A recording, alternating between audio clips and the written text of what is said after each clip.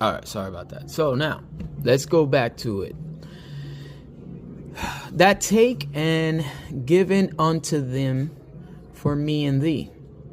Now he's saying that to take the coin and pay the tax for both you and me. Jesus is covering both him and Peter's civil obligations, but doing it without submitting to man's system as a debtor.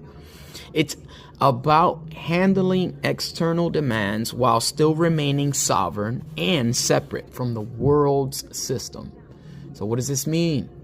Jesus was never a debtor, but he fulfills a civil duty to avoid conflict. It's like discharging a claim without accepting liability. He tells Peter to act in faith, and the provisions is already prepared, showing that when you're walking in the divine order, the resources come without a struggle. He's manifesting and creating. This supports the idea of handling public obligations like taxes without compromising your private sovereignty or spiritual position. In equity terms, he didn't consent to being a surety, but he is still settling the matter honorably to stay in peace and in control.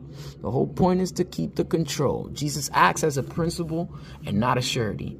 He settles the matter voluntarily to maintain the peace, not because he is obligated to do so. Now, the value of the coin was drawn from the creation, and note that showing true equity provision is key.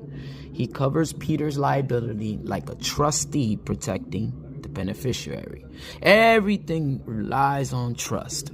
This goes down to faith. It goes down to whatever religion it's in. Now, I just use this one because ChatGPT and me being raised as Christian, but it just doesn't matter. It doesn't really matter. As long as you have a higher power, having good faith, you'll get this done.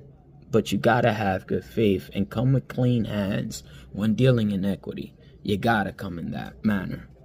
Bless, peace, love, and light.